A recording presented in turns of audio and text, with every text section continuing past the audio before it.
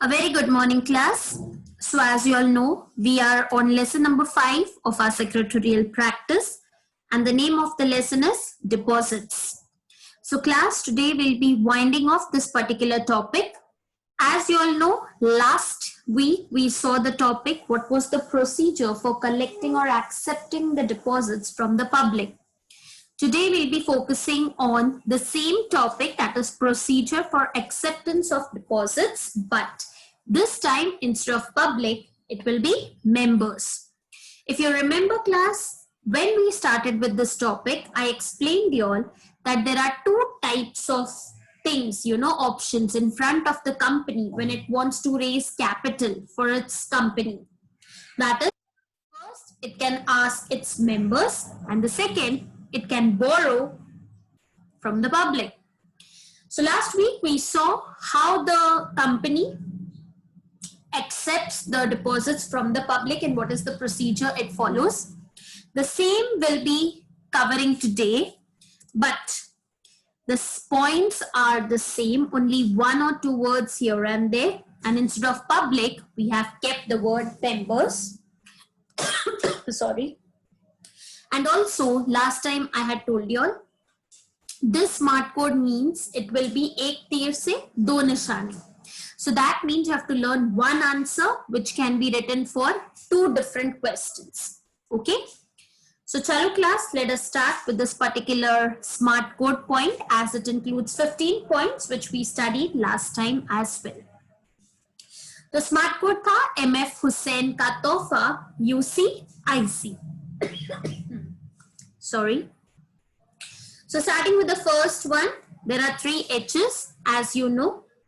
The first H, the secretary arranges to hold a board meeting to pass a special resolution to accept the deposits from the members. What all things are discussed in the meeting class? The details regarding amount of deposit, terms and conditions of issue, etc. are all decided in this particular meeting. Also, the date and time to hold the general meeting in which the board of directors will require approval of the shareholders is also decided in this particular meeting. So as I had explained you all last time, board of directors मिलके एक meeting conduct करते हैं कि हमें actually general meeting में क्या क्या बोलना है shareholders को. They decide what all topics have to be discussed to put it in the draft of the circular that they will be printing and circulating to the members of the company. So first a board meeting is held of the board of directors. Once the board meeting is held, coming to the next H, hold a general meeting. So hold a general meeting. The company holds general meeting of the shareholders to get the approval for acceptance of deposits by passing a special resolution. And this resolution has to be filed with the ROC. So once in the meeting of the board of directors, everything is decided, then they call a meeting of shareholders. That is, they hold a general meeting. Therein approval ke saath saath they tell what all things they have discussed and what they will be following to demand the deposits from the members. The next stage, again they are holding a board meeting. Now in this particular meeting, they will approve the draft of the circular. So class, jab topic members ka aata hai, you have to replace the word advertisement from the word circular. That's the only difference that is there in this particular answer. As per the provisions of the Act, all the necessary details should be included in the circular to accept the deposit from the members. The draft should be signed by majority of the directors of the company.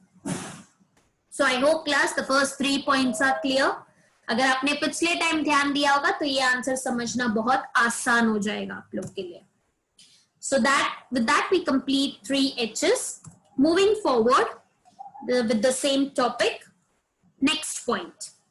Appointing the banker. The company has to appoint a banker wherein the applicants, that is the members, will be filling and submitting their applications along with the deposit money. Obtain credit rating. The company has to obtain a credit rating from one or more credit rating agencies and mention the same in the circular that they will be issuing. Now, as they are asking from their own members, the members also know what is the position of the company, what is the credit rating of the company, but still they have to include in the circular. That's a compulsion as per the Companies Act 2013. Appointing the deposit trustee. As we saw class, the company can issue various types of deposits, secured and unsecured. When the company is issuing secured deposits, so that time it has to do two things. Number one, create charge on tangible assets. And number two is they have to appoint deposit trustee. So the company has to appoint one or more deposit trustee or trustees, wherein they decide a contract which is called as deposit trust deed, which contains all the terms and conditions which are agreed upon between the company and them regarding accepting or renewal of the deposits. It should be signed at least 7 days before issuing the advertisement. In this case, it is circular. Okay. Coming to the next point, take deposit insurance. So basically class, insurance kya hai? It is a protection against loss or damage. So deposit insurance again is a kind of insurance. It is a protection taken in case the company defaults in repaying the payment. So the depositors should not suffer because of that. So when the total amount of the deposit plus the interest amount is at least 20,000 or more, then the company has to take deposit insurance for the same. So for that, it enters into an agreement with the insurance company for taking the deposit insurance, which should be signed at least 30 days before the issuance of agreement. So class, with this we have finished 7 points. We'll just revise it quickly. So Hussain mein there are 3 H's. Hold a board meeting, hold a general meeting, again hold a board meeting. Then we saw Tofa mein there are 3 A's. Out of those 3 we have completed 2. That is appointing the banker and appointing the deposit trustee. Tofa includes O and T, so that is obtaining credit rating and taking the deposit insurance. Okay. Moving forward, coming to MF Hussain tha. So coming to the F point, file a copy of advertisement with the ROC. In this case, it is circular class. The company has to file a copy of the circular or advertisement with the ROC because it is a legal procedure, as you know. It can issue the circular to the members after 30 days of filing the copy with the ROC. Only after filing and registering the circular or advertisement with the ROC, the company can publicly issue. That means it can issue to its members or the public at large. Coming to the next point, issue of circulars to the members. So once you have filed the copy of the circular with the ROC, then the company can issue the circular to its members only after 30 days of filing the copy with the ROC. It can send the circulars by speed post, registered post, or even email. It may even publish the circular in the newspapers if it wants. Coming to the next point, upload the advertisement on the company's website. An eligible public company has to upload its circular on its company's website. However, it is optional for private companies and other public companies. So this we have already seen in the start class. There are 3 types of companies definition given in this particular chapter. That is, what is a private company, what is a public company, and what is eligible public company. So in detail, if you want to know the meaning, if you have forgotten, please refer to the previous videos for the same. Moving forward to the next point, collect application form and money. The company informs the banker or the banks to collect the application form and the deposit money. So these are the next 4 points, class. You can just have a look.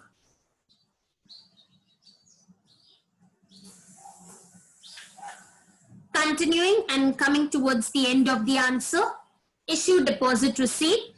as I've explained you all, what is the proof that you have given money to the company? So the company will issue you a deposit receipt as a proof. So a company has to issue the deposit receipt within 21 days from the date of receipt of money or realization of check. Just as if you buy the shares of the company, you get share certificate. When you give the money in the form of debentures to the company, you get debenture certificate. In the same way, when you give your money as deposit to the company, you get a deposit receipt.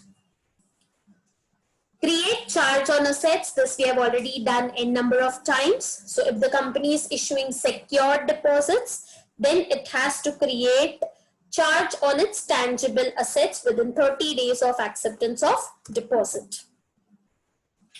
Make entries in the register of deposits within 7 days from the date of issue of deposit receipt. The secretary will enter all the details of the deposits accepted in the register of deposits, and it has to be verified by an authorized officer. So basically, जब सारे receipts दे दिए गए हैं depositors को, once the validity time of your circular or advertisement is over, and you have given the deposits, accepted the deposits from different types of depositors, then you can issue them the deposit receipts. And after 7 days, within that 7 days ka period, the secretary will enter all the names of the depositors in the register of depositors, which has to be verified by an authorized officer. And finally, coming to the last point, that is file return of deposits with the ROC. The company has to file the return of deposits before 30th June every year, because the return has got details of the deposits with the company as on 31st March every year. So class, with this, our topic, our lesson, both gets completed over here. I hope you all have followed all the answers. But if any doubt, you can definitely let me know. Class, before we wind off with the session, there's a very important part given in your textbook. That is amount of deposit. This was the first point which we covered. So there were 4 types of companies. And what is the maximum amount of deposit? You know, how much percentage of deposit they can ask from the public or the members is being given in a beautiful form in this particular table. So before we wind off, we can just have a quick look at this. In case of private company, it can collect money from its members and only directors. As per Companies Act, a private company is not allowed to collect deposits from the public. So it can only collect from its members, directors, relatives, etc. up to 100% of its paid up share capital and free reserve. A normal public company, which is not an eligible company, can collect deposits again from its members only up to 25% of the paid up share capital and free reserve. In case of eligible public company, it has got an option that it can collect from both the members as well as the public. In case of members, it's only 10% of the total paid up share capital and free reserve. And in case of public, it is up to 25% of the paid up share capital and free reserve. In case of a government company, as you can see, the name itself suggests it can collect from the public up to 35% of the paid up share capital and free reserve. All these companies cannot exceed the amount which is mentioned in the Act. So with this class, we have finished with the lesson number 5, that is deposits. And before I wind off, a small request. I hope you all are watching my videos and listening to it, and I hope it is being beneficial to you. So please subscribe to my channel and tell your other friends as well. And if you feel the video is really beneficial, you can share with them the link and ask them to forward it and subscribe to my channel for the same. So till then, class, take care, stay safe, keep studying, keep practicing. And if any doubt, please comment or send me the details or message, whatever, in the comment section. I'll definitely reply to it. So class, we stop here for today. Thank you so much for listening to me.